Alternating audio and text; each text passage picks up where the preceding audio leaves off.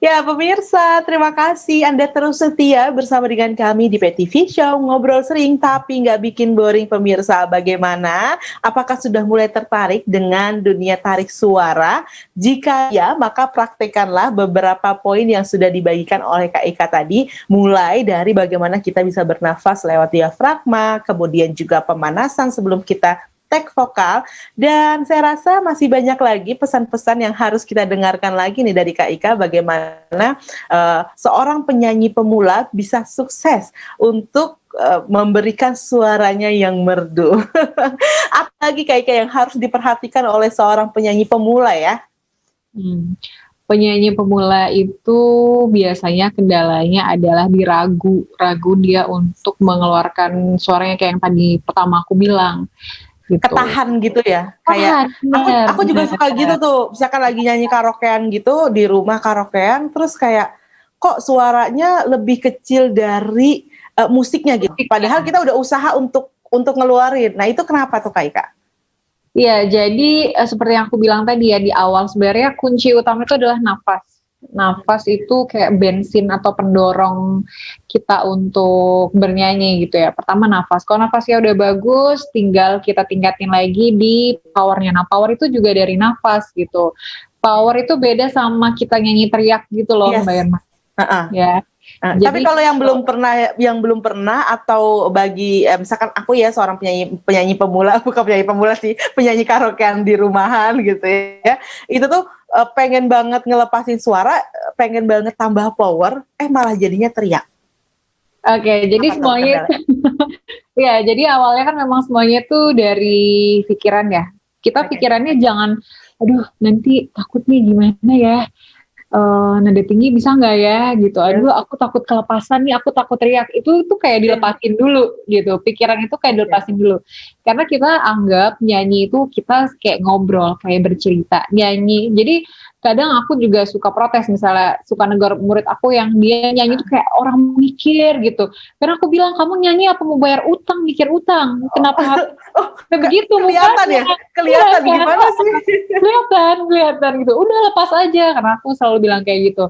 Kamu dalamin lirik lagunya itu seperti apa, kamu bernyanyi tentang apa, itu kayak kamu cerita aja gitu, nggak usah mikir oh ini habis ini kata-katanya apa, habis ini nadanya apa, enggak, karena itu yang bikin kita ketahan.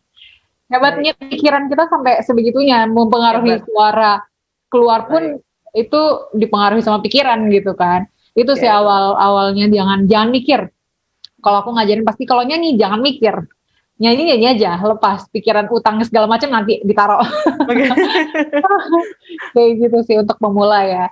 Nah biasanya juga ada contoh tipikal orang yang pikiran. Nah, tapi juga ada yang over nih, Mbak Irma. Nah, yang over ini kadang dia terlalu melepas suaranya, malah nggak bisa kontrol, malah jadinya outside nadanya, gitu. Nah, itu juga harus kita kontrol sih, gimana caranya untuk kita nggak terlalu lepas nadanya, dari nada yang asli, dari nada yang seharusnya dikeluarkan, itu juga semuanya berawal dari pikiran juga, gitu. Oke, ternyata bernyanyi pun ada hubungannya dengan pikiran. Wow, aku baru tahu. Kupikir hanya kita harus fokus terhadap nafas, terhadap nada, karena banyak juga nih orang yang kadang-kadang kalau nyanyi nada kemana, musik kemana. Nah, suka nemuin kan nih, mungkin ada teman-teman yang kayak gini nih. Ada yang nadanya kemana, suaranya kemana, udah bingung deh. Sampai bingung ini nada aslinya sebenarnya seperti apa sih? Ya, gitu karena sebenarnya nyanyi juga bukan cuman segmen, bukan cuman mulut aja gitu ya yang keluarin suara, tapi telinga kita tuh juga dipakai gitu. Jadi telinga itu benar-benar kunci utama juga kita dalam bernyanyi, Mbak Irma, gitu. Jadi kita seolah-olah seperti bisa mendengarkan suara kita juga gitu ya? Benar. Oke. Aduh, penasaran banget. Kak Ika boleh dong sharing nyanyi secara live gitu ya. Refnya aja sih, sedikit aja untuk disampaikan kepada pemirsa. Gimana sih caranya menyanyi dari hati dan diresapi? Aduh, lagu apa ya? Apa yang jadi favorit Kak Ika, ada nggak yang jadi favorit Kak Ika? Pop religi aja kayaknya deh yang memang sudah kebiasaannya Kak Ika nih. Oke, apa ya? Ini aja deh. Muhasabah Cinta kali ya. Oke, ada ceritanya nggak nih kenapa suka Muhasabah Cinta? Nggak ada sih, cuman waktu dulu SMP seringnya festival nyanyi lagu ini gitu. Oke.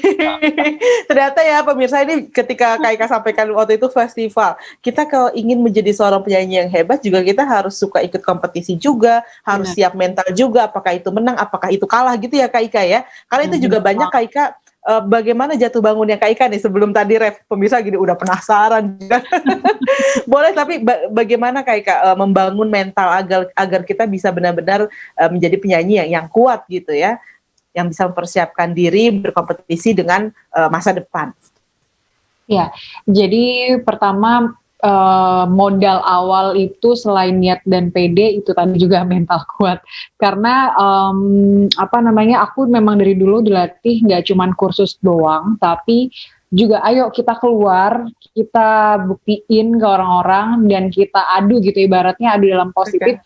Bakatmu itu seberapa jauh gitu. Kalau orang tua aku kayak gitu Mbak Irma. Jadi kayak aku ikut berbagai macam festival di Surabaya dan Sidoarjo dan Malang, Jawa Timur, karena waktu itu aku tinggalnya di Jawa Timur ya, di Surabaya. Jadi pernah kita tuh sampai keluarga besar adik-adik aku dan orang tua aku tuh mensupport aku tuh sampai segitunya gitu. Kita datang, saya di luar kota pun, kita datang pagi-pagi, kita nungguin hasilnya sampai malam, terus nggak menang, itu tuh udah sering banget.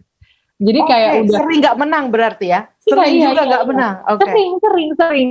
Karena ternyata di luar sana itu banyak banget orang yang berbakat dan niat dan tekad yang kuat. Jadi kita sebenarnya nggak bisa kayak terlalu sombong sama diri sendiri. Oh, suara aku bagus kok gitu. Yes.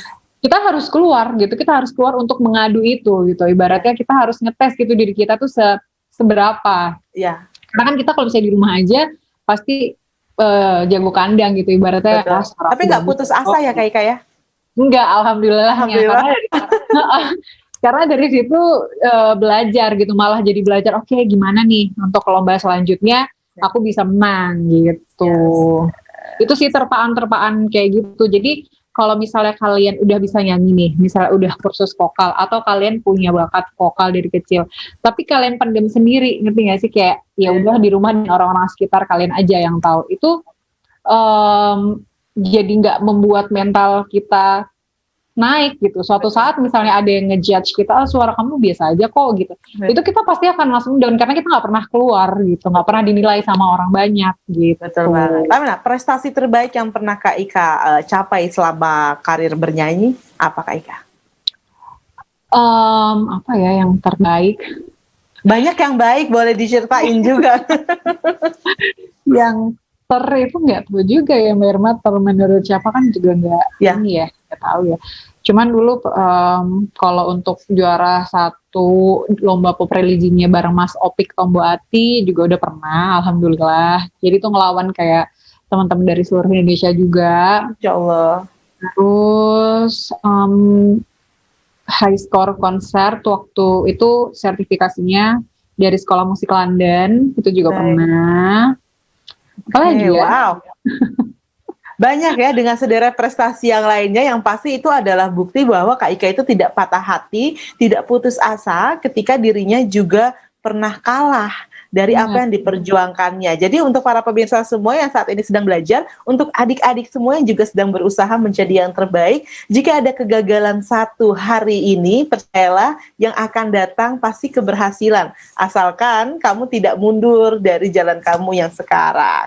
Nah Kak Ika, tadi daripada kita berlama-lama lagi, boleh di-share sama pemirsa ref dari Muhasabah Cinta ya, Mahabah atau Muhasabah Cinta, silakan.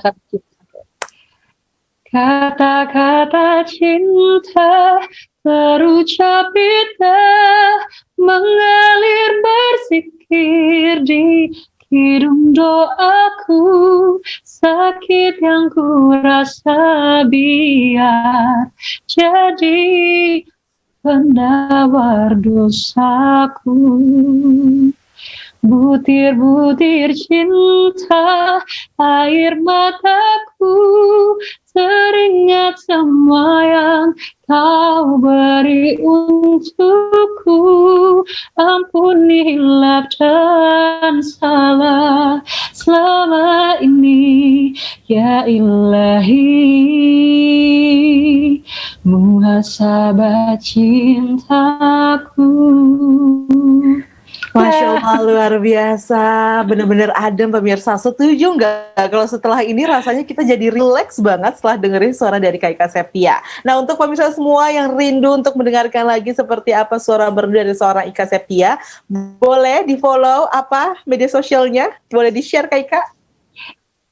Oke, boleh teman-teman follow di Instagram aku @ikazeptia, double K I K K A Zeptia. Oke, YouTube-nya juga jangan lupa di-subscribe. Sama ya, nama YouTube, nama Instagramnya sama. Langsung aja di-subscribe karena itu juga gratis, di-like juga kalau emang suka, dan yang pastinya ikutin terus dan kita harus saling support, ya enggak? Sukses terus ya Kak Ika. Pokoknya sekarang semoga sehat-sehat terus bersama dengan babynya juga, jadi bisa tetap produktif untuk membuat konten-konten yang bermanfaat untuk kita semua. Terima kasih sharingnya hari ini Kak Ika. Sampai jumpa lagi. Terima kasih. Ya, pemirsa televisi Muhammadiyah, dimanapun Anda berada, bagaimana sudah belajar hari ini? Yang paling penting adalah bagaimana kita bisa melewati hari dengan terus belajar menjadi lebih baik di setiap harinya. Dan kali ini, semoga bisa benar-benar juga memberikan bekal bagi kita semua, apalagi untuk kamu semua yang punya cita-cita untuk memiliki suara merdu dan menjadi seorang penyanyi. Jadilah apapun profesi yang kalian cita-citakan, yang paling penting semuanya bisa menebar kebermanfaatan. Sampai jumpa. Assalamualaikum warahmatullahi wabarakatuh.